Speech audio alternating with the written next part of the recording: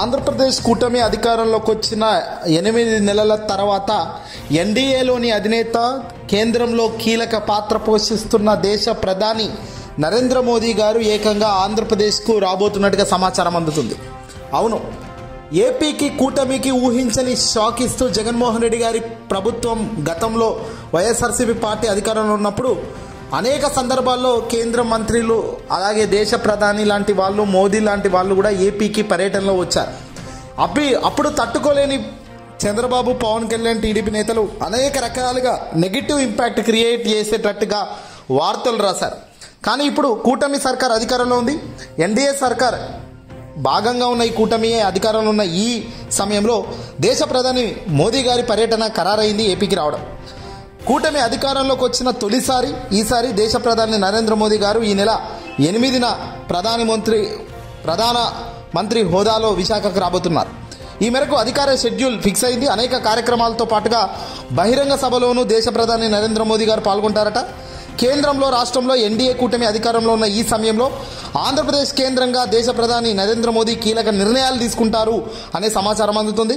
కేంద్రం నుంచి పూర్తి స్థాయిలో ఆంధ్రప్రదేశ్కి సహకారం అందుతున్న వేళ ఈ పర్యటనలో దేశ ప్రధాని పాల్గొంటున్న కార్యక్రమాల పట్ల ఏపీ భవిష్యత్ ఆధారపడి ఉంటుంది అనే వార్తలు వినబడుతున్నాయి. కూటమి అధికారంలోకి ఉంది కానీ అరాచకాల ప్రభుత్వంగా పేరుగాంచింది.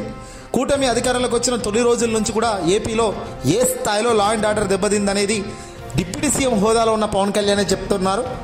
ప్రస్తుతం డిప్యూటీ సీఎంగా ఉన్న పవన్ కళ్యాణే గతంలో పోలీసులు మా మాట వినడం లేదు, లా అండ్ ఆర్డర్ అనేది చాలా సమస్యగా మారింది, నేను కానీ హోంమంత్రి శాఖ కనుక తీసుకుంటే కథ వేరే ఉంటుంది అంటూ ఆయన రకరకాలుగా మాటలు మాట్లాడారు. ఇప్పుడు దేశ ప్రధాని నరేంద్ర మోదీ గారి పర్యటన ఖరారైన వేళ ప్రధాని మోదీ గారు కూటమి ఇచ్చిన హామీల గురించి ఏమైనా మాట్లాడతారా? గతంలో చంద్రబాబు నాయుడు గారు, పవన్ కళ్యాణ్ ఇద్దరు అధికారంలోకి రాగలిగితే, మేము కూటమి అధికారంలోకి రాగలిగితే ఇవి చేస్తామంటూ సూపర్ 6 లాంటి గొప్ప హామీలు ప్రజల ముందు పెట్టారు.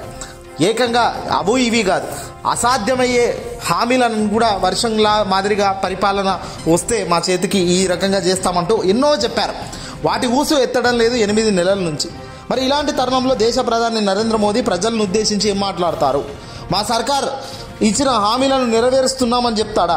అలా చెబితే తప్పైపోతుంది. ఇక్కడ పూర్తిగా వ్యతిరేకంగా రివర్స్లో పరిపాలన జరుగుతుంది.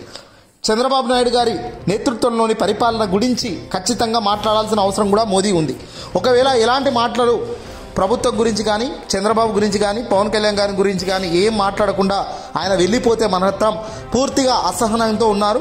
మోదీ గారు చాలా డిసప్పాయింట్ అయ్యారనే వార్తలు కూడా ప్రజల్లోకి వెళ్ళే ఛాన్స్ ఉంది. అలా కాదని ఏదైనా గొప్పలు చెప్తే మాత్రం మొదటికే మోసం వస్తుంది.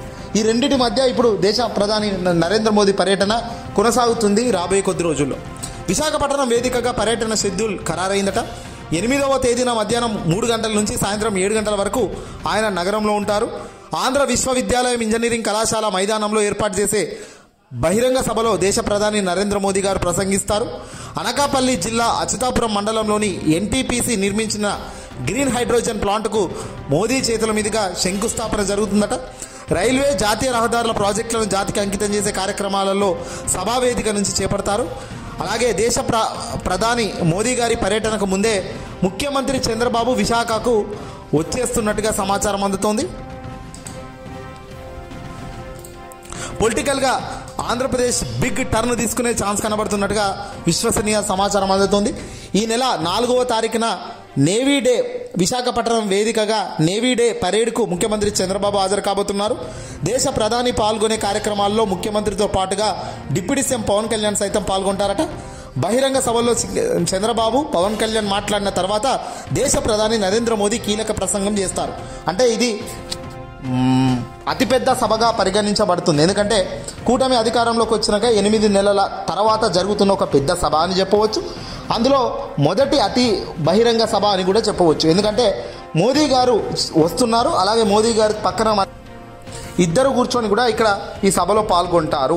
ప్రజలకు ఇచ్చిన హామీలు ఏమయ్యాయి అనేది ప్రజల నుంచి గట్టిగా లేవనెత్తుతున్న అంశాలు.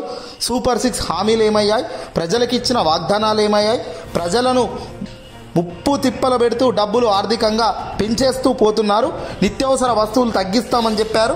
పోలవరం పూర్తవుతుందన్నారు. ఇలా అనేక పెండింగ్ అంశాలపైన అప్పట్లో ఎన్నికల ప్రచారంలో మాట్లాడిన వీళ్ళు ఇప్పుడు ఏం మాట్లాడతారో అనేది ఇప్పుడు పెను చర్చగా మారింది. వీళ్ళ సభా ప్రాంతంలో వీళ్ళ సభ నుంచి వచ్చిన మాటలను బట్టి తదుపరి నిర్ణయాలు కూడా ప్రజల నుంచి కూడా వచ్చే అవకాశాలు ఉన్నాయి. మూడోసారి అధికారంలోకి వచ్చిన తర్వాత గతం కంటే భిన్నంగా దేశ ప్రధాని నరేంద్ర మోదీ ప్రభుత్వం ఏపీకి పలు కీలక రంగాల్లో సహకారం అందిస్తామని చెప్పింది. మరి అవి ఎంత మేరకు అందించారు? అమరావతి, పోలవరం పైన ఇప్పటికే నిర్ణయాలు తీసుకున్నామంటున్నారు. రుణాలు ఇప్పించే కార్యక్రమమే కేంద్రం సహాయపడుతుంది తప్ప అమరావతి డబ్బును మేము ఇస్తామని చెప్పిన మాటలో కట్టుబడి ఉండలేకపోతున్నారు. ఈ 15,000 కోట్ల అప్పు ఎవరు కట్టాలి? అమరావతికి ఈరోజు చంద్రబాబు తన అధికారంలో ఉన్నాను కాబట్టి ఎన్నైనా అప్పులు తెస్తే అప్పులను రాబోయే కాలంలో కూడా ఎవరు ఈ నెత్తి మీద ఈ అప్పు పోతుంది అనేది కూడా బహుశా రాబోయే కాలంలో ప్రధాని మోదీ గారు విశాఖపట్నం వేదికగా వివరిస్తే బాగుంటుంది. ఏదేమైనా పోలవరం ఇతరితర జాతీయ ప్రాజెక్టులతో పాటు మోదీ ప్రసంగంపై ఆసక్తిగా ఎదురుచూస్తున్నారు చాలామంది. ఎందుకంటే చంద్రబాబు గారి పట్ల మోదీ గారు గతంలో ఎన్నికలకు ముందు కూడా పెద్దగా తాను ఎవరిని విమర్శించకుండా వెళ్ళిపోయారు. ఈసారి మరి జగన్ ఏమన్నా టార్గెట్ చేస్తారా, లేదంటే చంద్రబాబు నాయుడు గారి పరిపాలనకు మార్కులు ఏమైనా మోదీ ఇస్తారా? ఇవన్నీ కూడా ఆసక్తిని పెంచే రకంగా ఉన్నాయి. ఇవన్నీ కూడా 8 నెలల కాలంలో కూటమి చేసిన పరిపాలనకు ఒక గ్రాఫ్ మాదిరిగా మోదీ స్పీచ్ తీసుకోవాల్సిన అవసరం ఉందంటున్నారు. చూద్దాం ఏం జరుగుతుంది, ఏం మాట్లాడతారు అనేది.